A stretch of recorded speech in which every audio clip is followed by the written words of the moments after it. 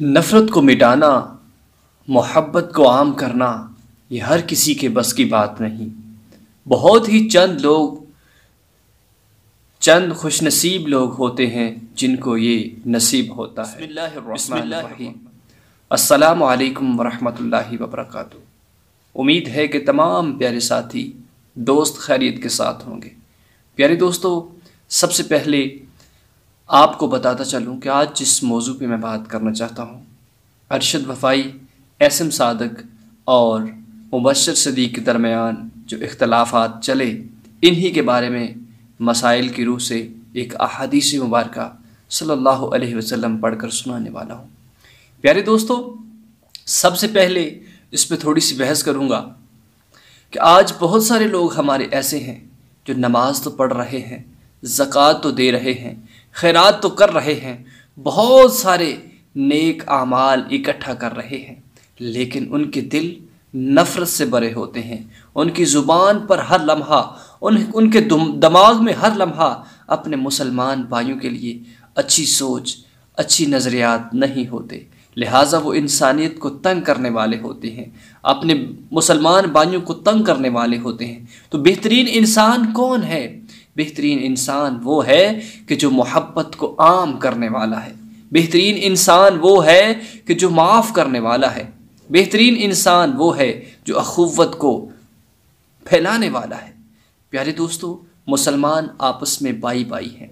अगर एक दूसरे के दरमियान इख्तलाफात हो जाते हैं तो बेहतरीन इंसान इसमें कौन है? बेहतरीन इंसान वो है कि जो दूसरे इंसान की तरफ चल कर जाए और दोस्तों, माफ़ करना सबसे बड़ी अल्लाह रब्बुल इज़्ज़त की शान है कि जब बंदा गुनाहों के बाद उसकी बारगाह में आता है, एक दफ़ा कहता है कि मौला मुझे माफ़ फरमा दे, तो अल्लाह उसके सारे गुनाहों पर पानी फेर देते हैं, माफ़ कर देते हैं।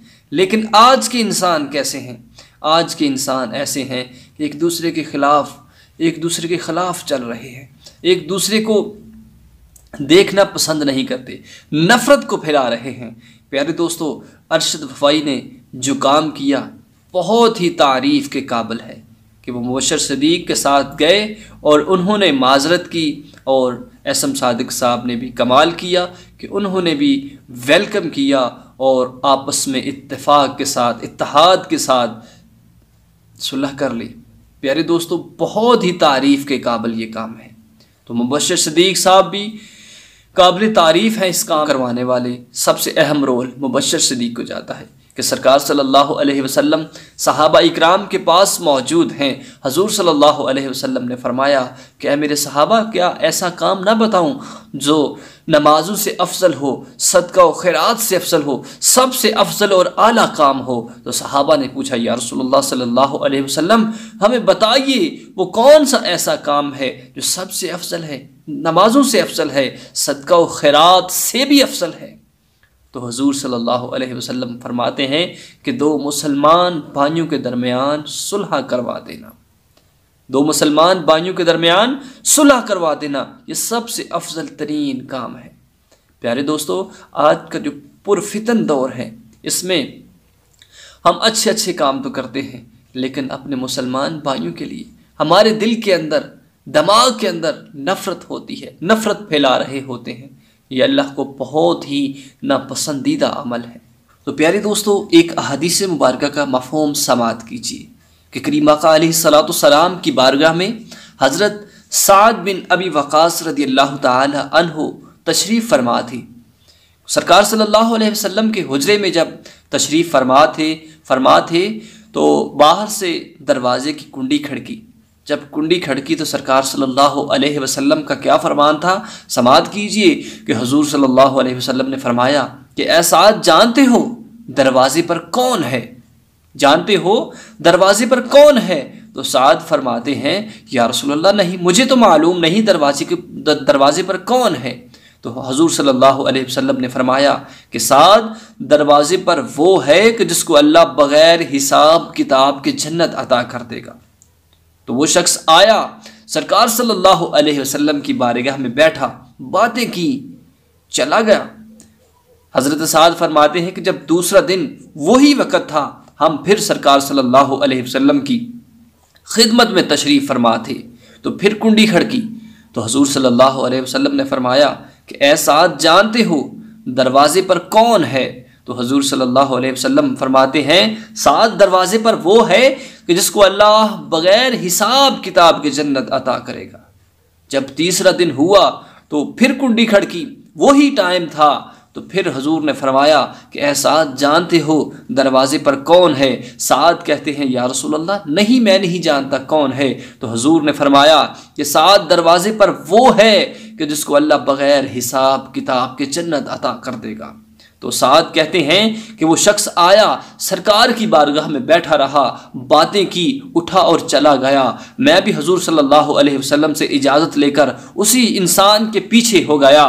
जब उस इंसान के पास गया तो मैंने उससे पूछा कि बंदे मोमन, मुझे बता दो दे।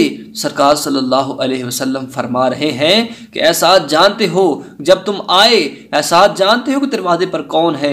वो शख्स है कि जिसको अल्लाह बगैर हिसाब किताब के जन्नत अता कर देगा। तो साद फरमाते हैं, साद ने जब ये अल्फाज उसके इंसान के आगे रखे, वो इंसान कहता है, उसने रोना शुरू कर दिया कि सरकार सल्लल्लाहु अलैहि वसल्लम मेरे बारे में ऐसे मेरे बारे में ऐसा फरमा रहे हैं। तो साद कहते हैं, हाँ, तेरे बारे में फरमा रहे हैं। तो आपने फरमाया कि साद सुनो, वो कौन सी मेरे अंदर ऐसी ख़ास खसूसियत है कि जिस वजह से सरकार सल्लल्लाहु अलैहि वसल्लम फरमा रहे हैं। तो हुजूर सल्लल्लाहु अलैहि वसल्लम के फरमान पर वो अर्ज़ करता है, साद, मेरे अंदर ये रखा हुआ है कि मैं, जो कोई इंसान मेरे साथ ज़्यादती करता है, जो कोई इंसान मेरे साथ कोई भी धोखा करता है, मैं जब सोता हूँ तो सोने से पहले पहले उस इंसान को माफ़ कर देता हूँ। माफ़ कर देना एक बहुत ही बड़ी इंसान के पास चीज़ है।